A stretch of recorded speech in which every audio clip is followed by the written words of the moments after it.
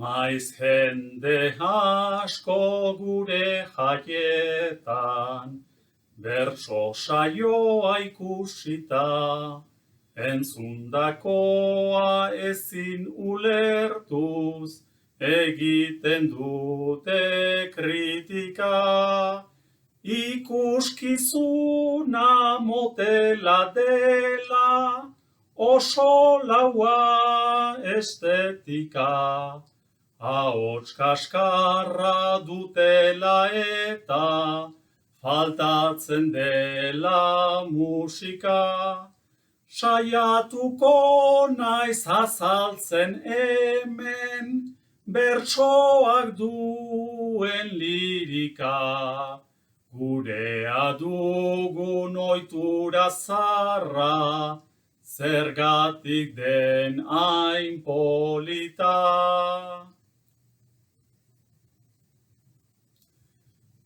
Ez gara joaten bertso saiora, ahots onak entzutera.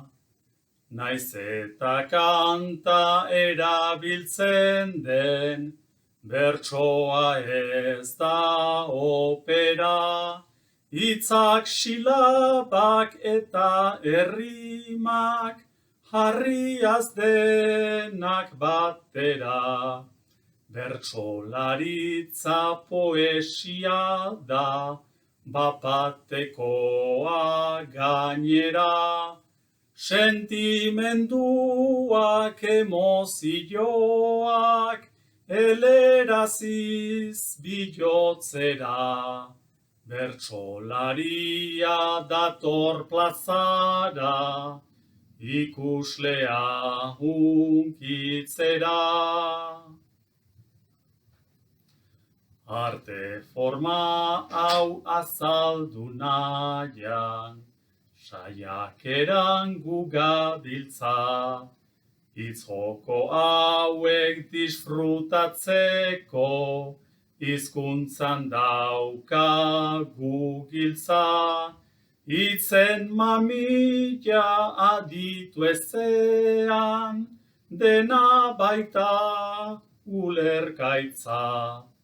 Gure hizkuntzak emanen die, bertsoek beren bizitza. Baina bestalde euskarak dauka, euskarri bertsolaritza. Ohitura honek mantentzen baitu, bizirik asaben hitza.